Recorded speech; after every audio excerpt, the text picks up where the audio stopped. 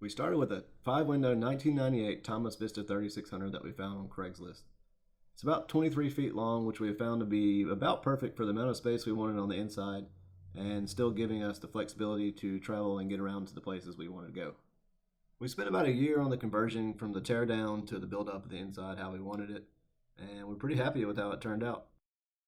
In this video, we'll give you a quick tour of everything we did.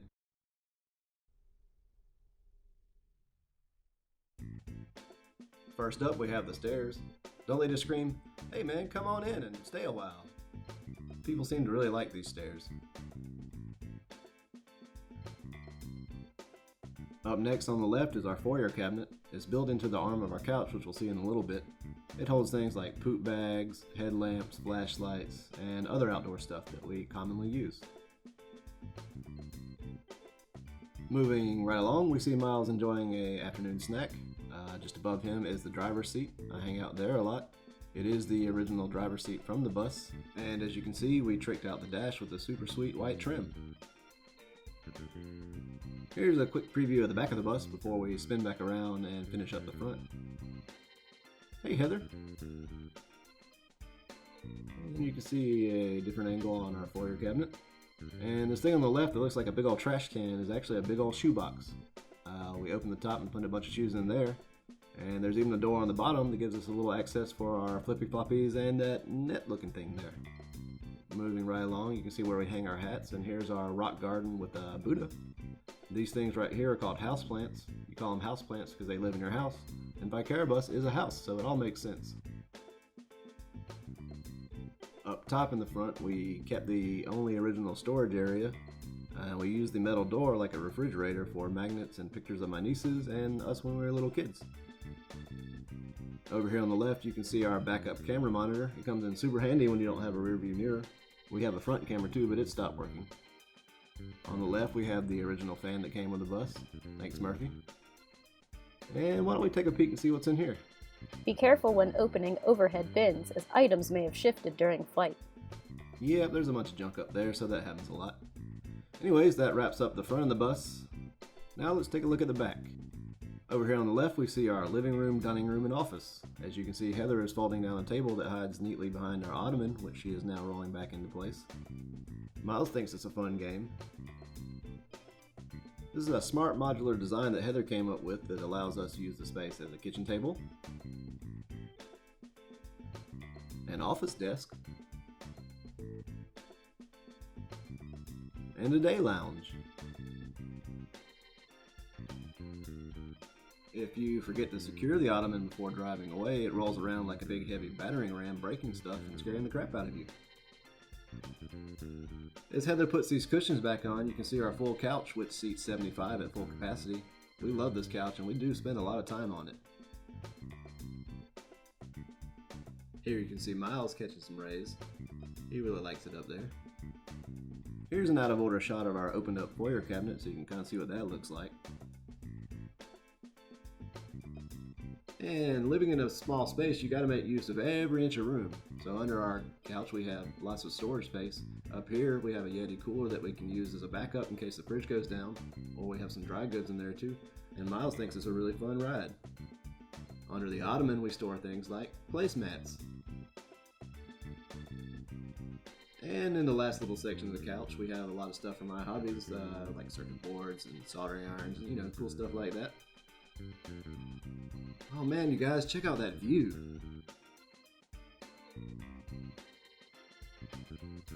Okay, over here on the right we have our kitchen, and first up is our 2-burner stove that fits flush into the countertop.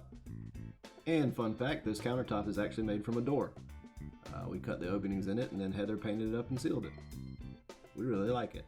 Over there on the left you see our sink, but now let's take a look at these cabinets and see what's in there. Over here on the right we have our hotspots and router, and a bunch of wires. I promise it's safe. Oops. And in the middle cabinet we have our popcorn and goldfish. It's the popcorn and goldfish cabinet.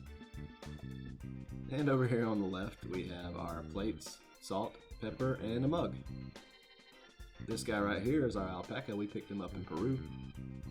Under the sink, we have our only kitchen drawer that we custom built to wrap around the sink plumbing to maximize space. Below that, we have a cabinet where we store things like pots and pans, and there's an Instapot. Check that out. Over here in the center, we have our refrigerator. It slides out too and is a chest style refrigerator that runs on our DC power system. It doesn't look too big, but it does seem to give us all the capacity that we need. It has things like guacamole, eggs, and watermelon. Heather likes guacamole. This is another thing that we have to remember to batten down before driving, because on left turns it likes to slide out and try to crush Miles. Over here on the right we have a fake cabinet door and a fake cabinet drawer. These open up to our Victron energy power system. On the left is the inverter charger, and in the back there is the smart lithium battery. Above that is the battery management system, and kind of hidden on the left is a solar charge converter. And this cool little box here is the sensor box I created to collect all that data that we give you on the website. And over there on the left is our fruit basket, which holds things like vegetables. Michelangelo is the patron saint and protector of the fruit basket. Up on the right side of the cabinets we have our power monitors for our power system.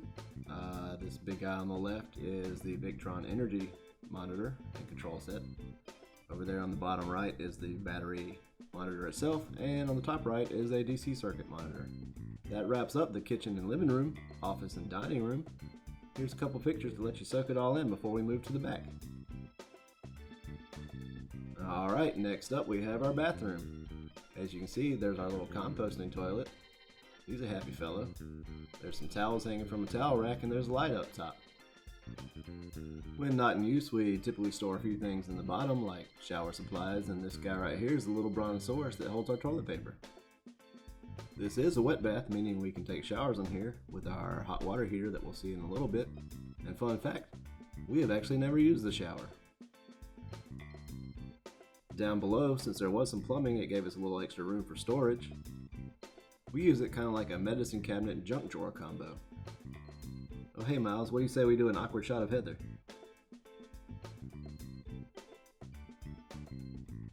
Alright, above the shower we have our smart internet connected smoke, fire, and carbon monoxide alarm. We have a little nook built here in the back for Miles' crate, and here's a rare glimpse of him actually being inside the crate. To the left and right of the crate you can see a couple more storage areas we created. Over here on the right we store things like toiletries and some of Miles' toys down there at the bottom. Over here on the left we store a bunch of books we don't read and a 10-year-old disposable camera. In the very back we have a queen-size bed with a bunch of storage under it. Here you can see it lifted up with the assistance of some hydraulic arms. And to the left and the right in the front here we have a couple bins that Heather and I store our clothes in, and in the back we have a bunch of random things that we rarely get to. Over there on the left you can see our TV/monitor on a nice arm that swings back and forth depending on what mode we want it in. There's a cool picture of a wave. And Miles is on the bed, and over there on the left is a unicorn inside of a banana. And check this out, this is an IKEA lamp that we bought and gutted and replaced the lights with some neat little custom LED lights that we set up. Over here beside the bed we have a little bedside storage area with a few different levels. And at the top there we have a little fan for those really hot nights. And the last thing we'll take a look at is this cabinet over here. This is where we installed the hot water heater for the shower. And once again, we have actually never used it except to test. But you can see the shower nozzle up there at the top. And if we were to use it, we'd pull that out, wrap it around, and run it through this notch we cut in the top of the bathroom door. That wraps up the tour of the inside of the bus. Hope you liked it. Next up, we'll go check out some stuff on the outside. To start us off, here's a nice little glamour shot we had made at Owen Mills. And here's a shot of the front of the bus, if you couldn't tell. There's a couple bikes up there. And next up, we'll run down the left side of the bus and check out some of these hatches. First up is the outside fuse box and relay cubby. This was a mess when we got it, and so we did a little bit of rewiring there to clean that up a bit. Next up are the two starter batteries. These guys are very large and very heavy.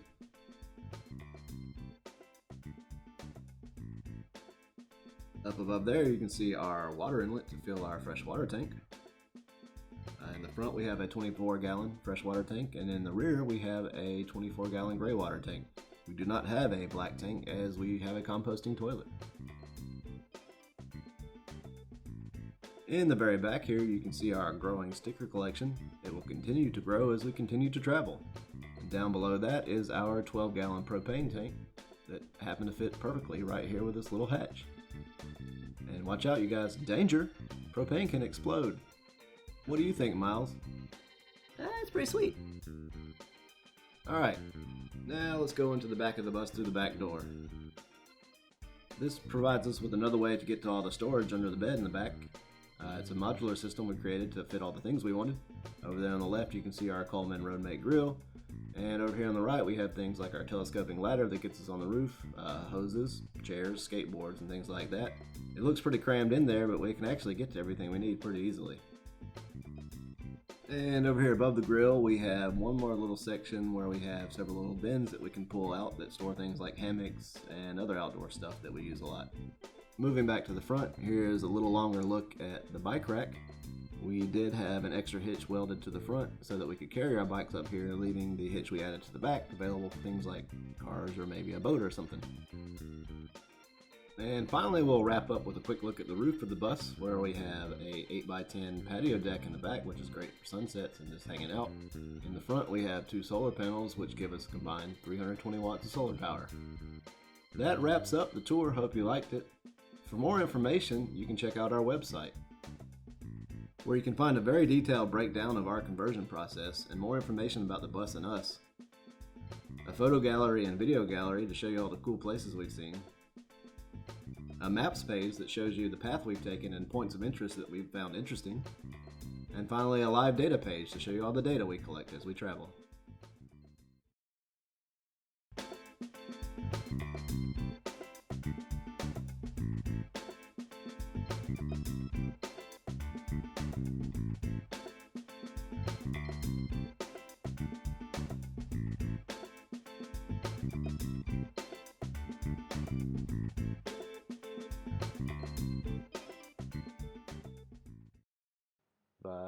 Vicarious.